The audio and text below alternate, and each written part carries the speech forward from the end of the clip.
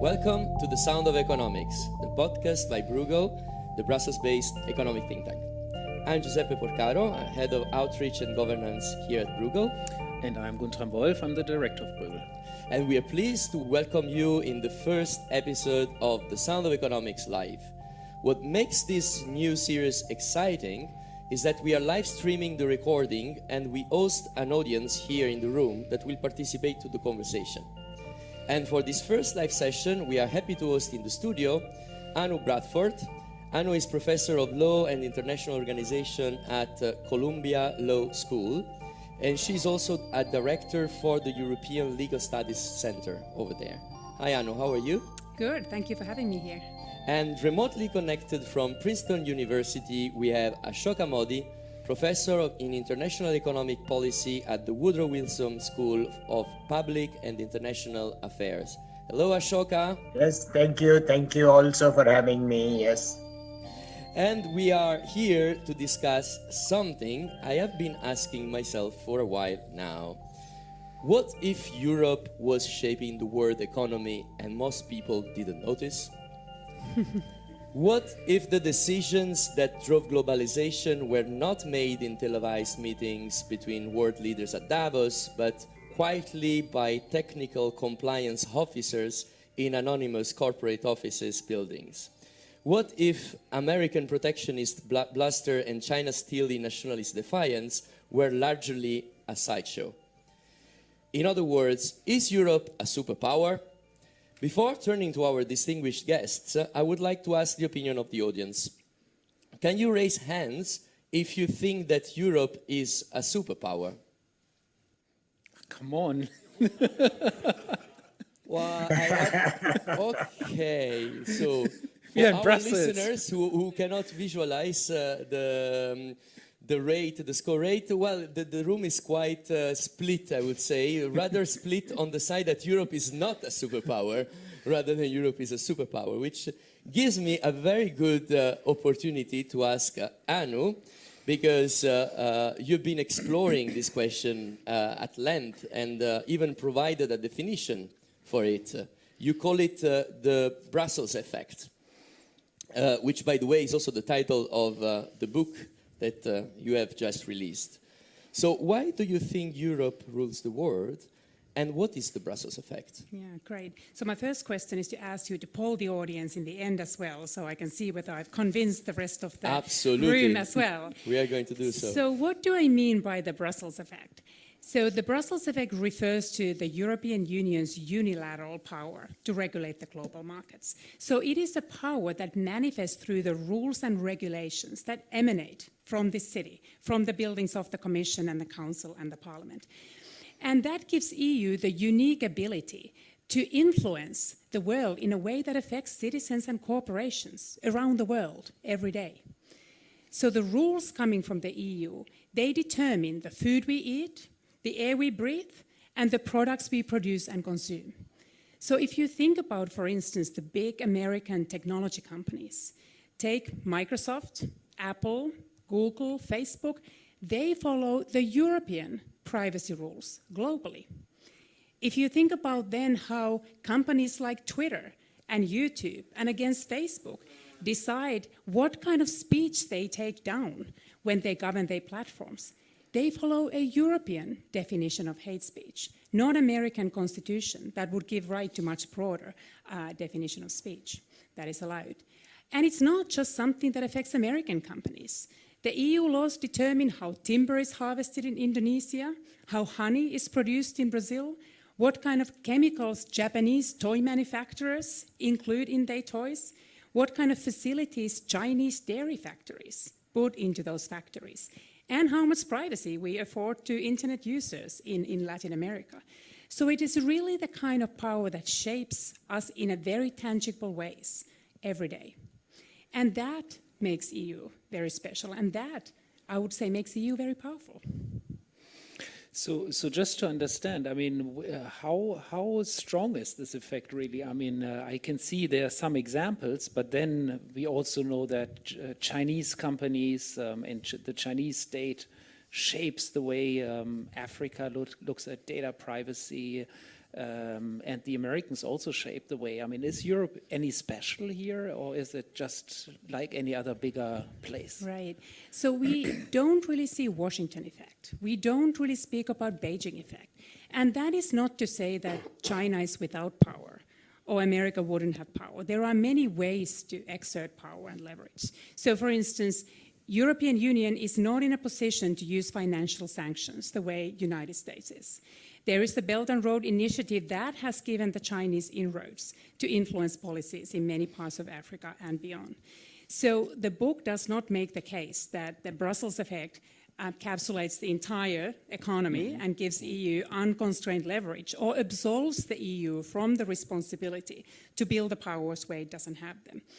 But the power that the EU has is significant, especially because it is something that the EU does not need to do much work to project. EU does not need to coerce anyone. EU does not need to elicit cooperation from other governments. All EU needs to do is to regulate the single market. An EU market is a large consumer market consisting of very affluent consumers. There are very few global companies that are in a position not to trade in the EU. And what these companies do, they follow the EU rules as the price for entering and competing on that market and serving the affluent European consumers. But often, and this is where it's the core of the Brussels effect, these companies conclude that it is in their interest to apply the EU standard globally. Instead of complying with multiple different compliance regimes, they don't set up a second production line to serve the other markets. Instead, there are scale economies and other benefits of uniform production that give the companies the business incentive to follow the most stringent standard globally. And that most stringent standard is typically the EU standard. And by complying with that stringent standards, these companies ensure access to the other markets as well. And that is the core of why EU is able to exert this leverage. You call it the de facto Brussels effect or something like that, and you distinguish this from something else that you call it the de jure Brussels effect. What exactly do you mean by this kind of differentiation? Yeah, it is a terminology that we lawyers like a lot to distinguish between de facto and de jure, but let me spell it out also for the non-lawyers why it's significant. Exactly.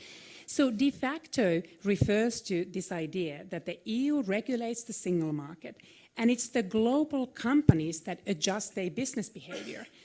And if Facebook does something globally, it doesn't mean that the United States government would have changed its rules. It doesn't require any regulatory adjustment by foreign governments. It's just de facto. It happens on the marketplace. So the companies are following the EU rules irrespective what the rules of their home governments are. De jure refers to the step further when then foreign companies also start adjusting their regulations and follow Brussels' example. So we, for instance, see both happen in data privacy. So companies, like we discussed, are adopting the GDPR as their global benchmark. But then, for instance, Mark Zuckerberg was lobbying the US government to adopt a federal privacy law in the US that would be modeled after the GDPR. Right. The US hasn't gone there yet, but we have 120 countries around the world that now have a data protection law, and most of them follow very closely the general data protection regulation. So that is the other step that we see, that we actually see the governments also chasing their behavior. I mean, can I ask you a bit of a heretic question on this GDPR? Because, of course, everybody in Brussels loves it and thinks it has been a great achievement. But what you just described is, of course, a big American company thinking it's a great standard and wanting to have it. And so this company, in a sense, is benefiting from this global GDPR, from the European GDPR. But many smaller European companies actually see this mostly as a burden and think that they don't benefit from this regulation. So is this in the end something that this regulation power that the EU has imposed here on companies, is it the power that in the end helps the big companies that are mostly American and Chinese by now and is not helping European companies? So I do share the concern that you expressed there. So I think it is certainly not the intention of the European Union. If you look at the ways that the EU is trying to curtail the anti-competitive practices of these big tech companies, EU wants to make sure that also small players can compete on the marketplace. But it is true that the EU regulations often does require quite extensive compliance requirements, and they are easier to meet if you are a big, powerful company. So there can be an unintended distributional effect whereby the small players find it more burdensome to comply with the EU regulations. I would like to turn to Ashoka because he has been listening to us from the morning mist of Princeton. I can see it from our video link. I would like to ask his opinion about what Anu just told us about Brussels effect and the possibility of considering Europe as a superpower.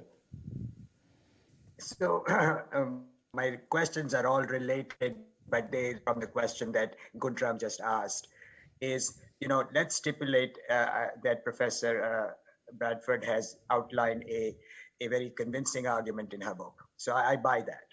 The question for me now as an economist is, so what economic benefits does it create? Not just for the European companies, but also for the European consumer. In other words, yes, this achievement is meaningful. And what is Europe therefore giving in terms of the material interest of Europeans?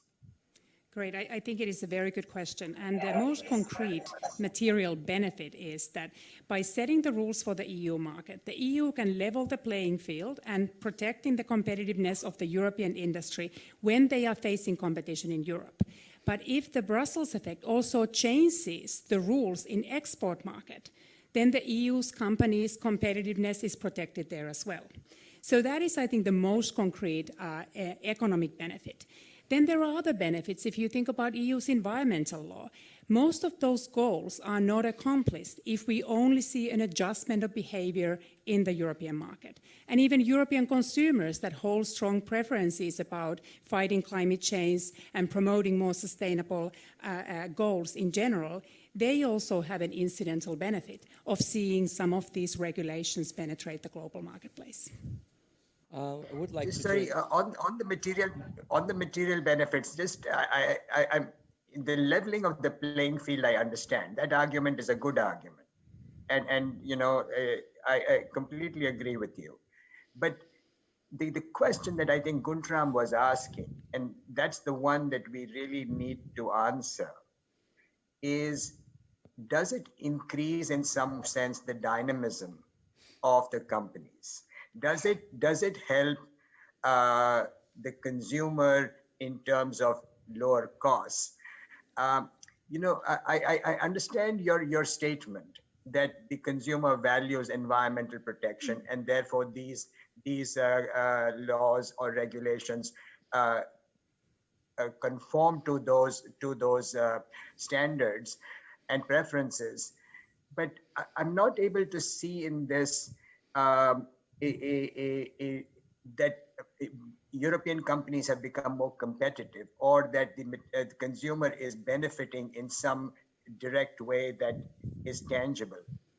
So I think there are many who would share your skepticism or the fear that regulation is an impediment to innovation. And the regulation cuts into the ability of the European companies to compete. And if you look at, there is no European Google, there is no European social network site comparable to Facebook.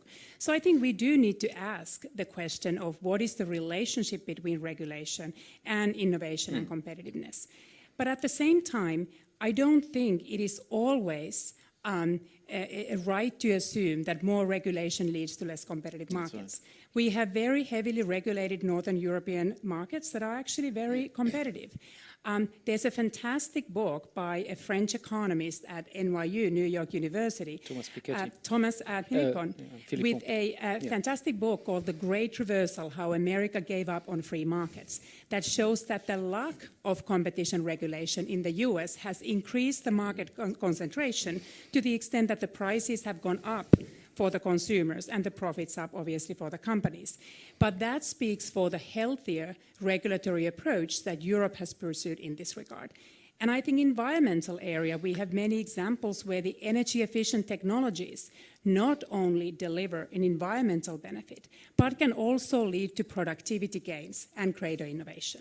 I would just like to expand a bit on this argument of Thomas Philippon, which is really a fantastic book to read, the great reversal, how America gave up on free markets. I mean, I think one key point here is not just the regulation, but it's really the enforcement power of the EU. So the EU has a centralized competition authority, and that centralized competition authority actually has enforcement power and is therefore capable of enforcing the rules and making sure that these rules actually are complied with, and therefore consumers benefit. And I think Thomas estimates that the benefit for a median household is something like $500 compared to the US. So it's very significant material. The fact that we have tougher competition policy enforcement in Europe for consumers than in the US. So I think this enforcement issue is really one of the key issues. And I guess if I was to worry about one thing in your book is, yes, there's the regulation side, but then how strong can we be on the enforcement really? And I'm not thinking now of competition, I'm thinking of artificial intelligence, for example. We had a big debate here with the Google CEO, Sundar Pichai, who said we need more regulation of AI, but who's going to enforce it? I mean, who's going to enforce that regulation in the AI space? Do we have the capacities at the European level to do so? Yeah, so I think enforcement is absolutely central. And when I describe the conditions under which the Brussels effect occurs, it starts from the big market size. But that's not enough. You need to have the regulatory institutions to leverage that market size and translate it into tangible regulatory influence. So I take institutions and enforcement capacity very seriously. And there are three different ways in general how the EU enforces some of these regulations that the book discusses. So competition is an example where a lot of the enforcement, even though it does take place at the national member state level, the Commission is very powerful and the Commission does go after big companies taking big cases. The GDPR has delegated the enforcement to national member state agencies. And we see some rather active enforcement coming out of those member state agencies. But I think the jury is still out how effective it will be. And the effectiveness of the GDPR will ultimately depend on those agencies being able to enforce it. The third model is what the EU has thus far followed in its regulation of hate speech online, where it has signed a voluntary code of conduct with these big tech companies that actually have the comparative advantage in developing technologies that can automate, they can detect the hate speech in their platforms. That would be very difficult for the EU institutions, for instance, to directly enforce. So I think the key is also that the EU can select the right way and an effective way to enforce these regulations. That's the only way to deter and have the changes in the market behavior that the EU is trying to accomplish. I would like to take a question from the audience. So my name is Zaki Laidi. I'm currently special advisor to the HRVP, but formerly a professor from Sciences Po. I absolutely share your analysis. I've worked on the same topic, and basically I came to the same conclusion.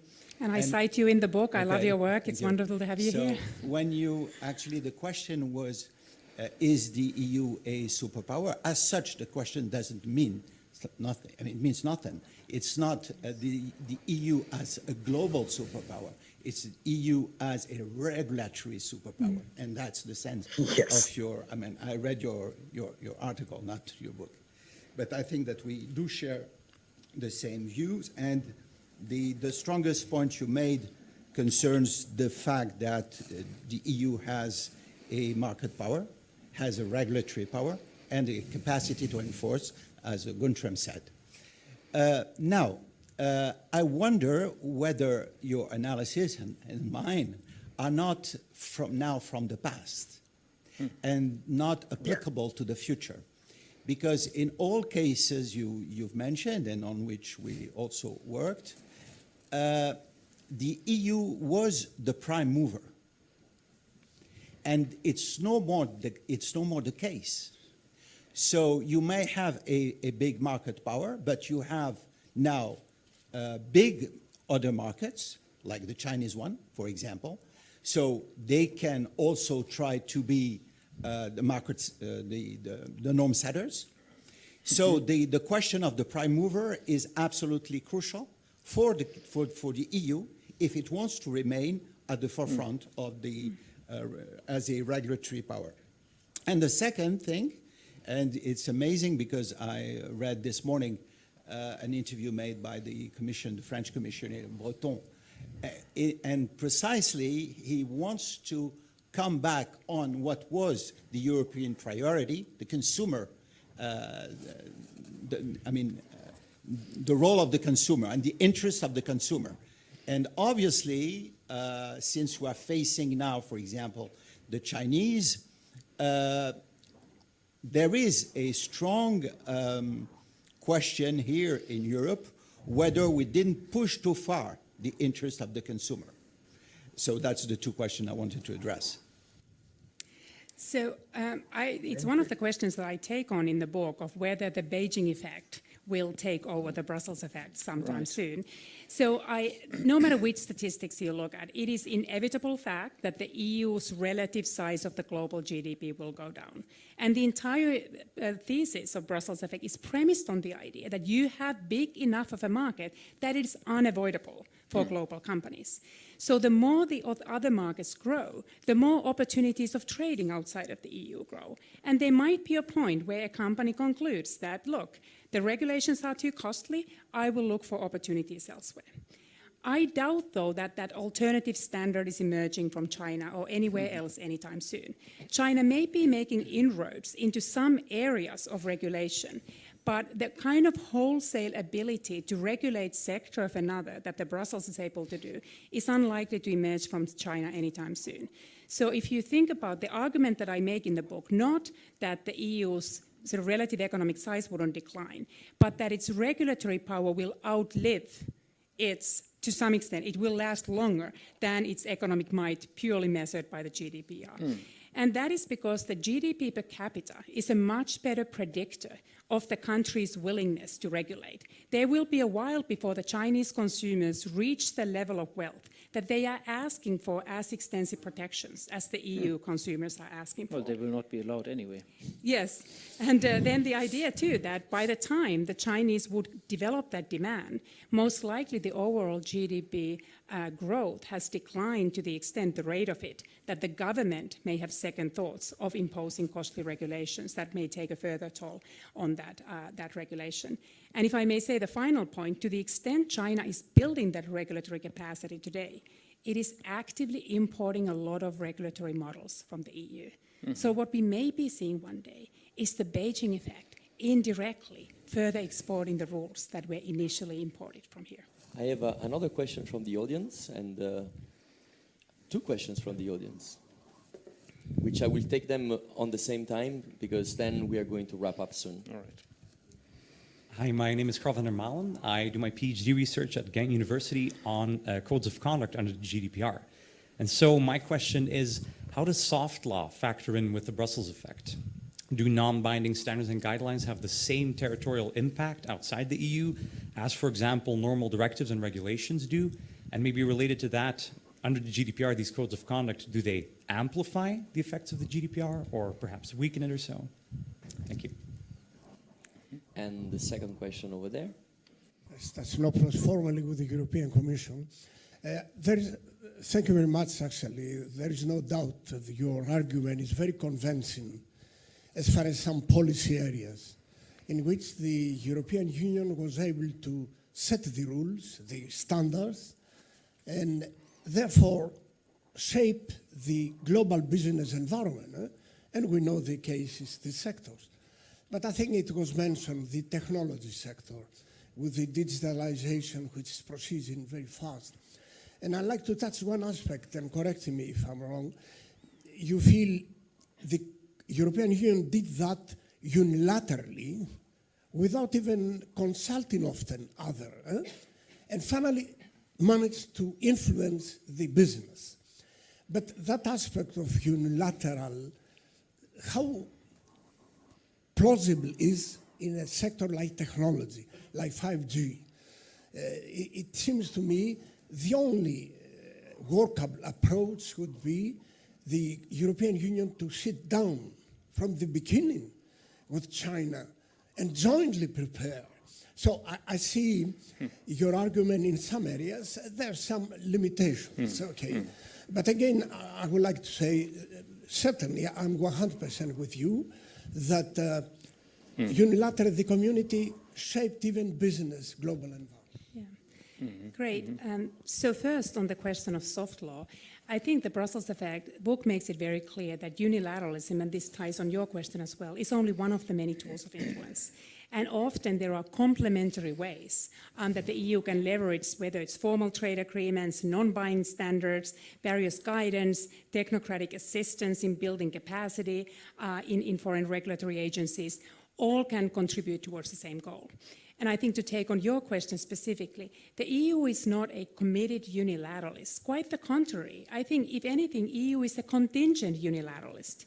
It is very natural for the EU to pursue multilateral cooperation when that cooperation is forthcoming.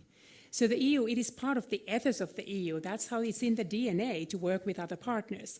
And there's nothing that would suggest that the EU would rather set the standards alone.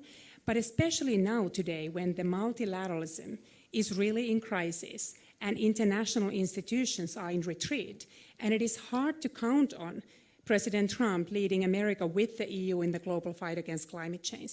It is very hard to count that the Chinese would share some of the preferences of the Europeans when it comes to artificial intelligence. The EU has been acting alone when it has been too difficult to cooperate multilaterally. But there are also instances where this EU's unilateralism can get the others on the negotiation table, and when the countries have the incentive to set the standards jointly with the EU. And I wholeheartedly agree with you that there are many areas, for instance, where we could pursue transatlantic cooperation when it comes to regulation of AI, some of the areas where the preferences are not so entrenched that there could be complementarities and common interests, especially when we describe and discussed earlier the Chinese way to approach surveillance in the AI scheme. That is something where I think the Europeans and Americans are actually quite close. And I certainly wouldn't say that there are many areas where we can work together with Chinese when the interests are aligned. And that is not something that the book would advocate, that we should forget those or we should prioritize the Brussels effect. But often, when those avenues are not successful, it is the Brussels effect that fills the void. I probably wouldn't go as far as to say that the Brussels effect has cultivated a sense of identity. But I think it may have cultivated a sense of self-assurance and success and a kind of shared understanding that these institutions matter. They can provide very tangible payoffs for consumers in areas that consumers care about. And there's something very concrete for these institutions to point to the consumers so that we are serving their interest in the way that I think you can take a shared success, a shared joy of the success and those goals. Again, I don't think there is a unanimity that all these regulations has served equally well every European, and everybody would be as proud of those their achievements. But I think given what else is going on and how much we have criticized and highlighted the failures of the institutions, I think there is a positive narrative of the EU being a meaningful actor that has the capacity to influence outcomes in the world. And I hope that does give a certain sense of purpose to the project and the idea that there are goals that are meaningful and something that the individuals can truly benefit from. So Anu, I was, I have to say, skeptical at the beginning about the book, also because I thought you would preach to the converted here in Brussels. Of course, we saw that at the beginning, not everybody was convinced. We should probably do I'm waiting for doing see how everybody again, yes. thinks about it. I guess the one question I have is really coming back to the more geopolitical question that Zaki Laidi also raised. And that relates also to the democracy question. I mean, so if we were to use Europe's regulatory power to pursue more geopolitical goals, do we actually have the the consensus to do this? Do we actually have the capacity to do it, and do we have the political consensus and the legitimacy to do this? I think this is, for me, one of the most fundamental questions, because we do have the power, we have the competition power, we have the trade power, we have the regulatory power, and the big debate is now to what extent we can use those powers in the bigger geopolitical game where we have to compete with Chinese firms that have different market conditions, where Americans withdraw from multilateralism. As soon as we use this regulatory power for these kind of purposes, will we still have the legitimacy and the unity in the EU to actually do it? So if the trade agreements are any guidance on what might to expect, the trade agreements today are very much about regulatory standards, and they've been very contentious. And they have become very politicized, and that's where we have lacked the kind of shared purpose that whatever we're trying to accomplish through these trade agreements uniformly would be advancing the European welfare. So I think there is a risk when you politicize an instrument that has worked well because it has not been elevated to that level. What also gives me some concern that if you start enmeshing some geopolitical goals, for instance, industrial policy goals, and blend them into one of the well-tested fields like competition policy, you might be risking undermining the instrument that has worked well when it has been free of those constraints. And here I'm referring, for instance, the calls by France and Germany to rewrite the competition rules in the way that we would be creating the possibility for European national champions. And if you take any advice from how the Brussels effect would predict that to happen, is that the EU has been very successful in exporting its competition laws. What would prevent from those more protectionist industrial policy considerations also to be exported and adopted by many of the countries that now look to Europe for guidance? What would then prevent from the French Competition Authority from blocking an attempt by a German company to acquire a French company because they want to build French national champions? So in many ways, I think you need to be cautious when you are redeploying a tool and deviating from its initial purpose that has actually proved to be quite robust and serving the interests that are quite widely shared. So, let's ask the audience again. Do you think the EU is a superpower? We'll ask a regulatory superpower. It's sensibly more people than at the beginning of the you. session. So Thank thank you you. very much, Anu. You did a good job. And thank you so much, Ashoka, for joining us, and to Guntram and to all of you for this first experiment of the Sounds of Economics Live. And that brings us to the end of this episode. Thanks for listening to The Sound of Economics. If you are interested in more Bruegel work, you can check out our blogs, other podcasts, publications, and you name it, on our website, www.bruegel.org. We hope you join us again for The Sound of Economics. See you next time. Bye-bye.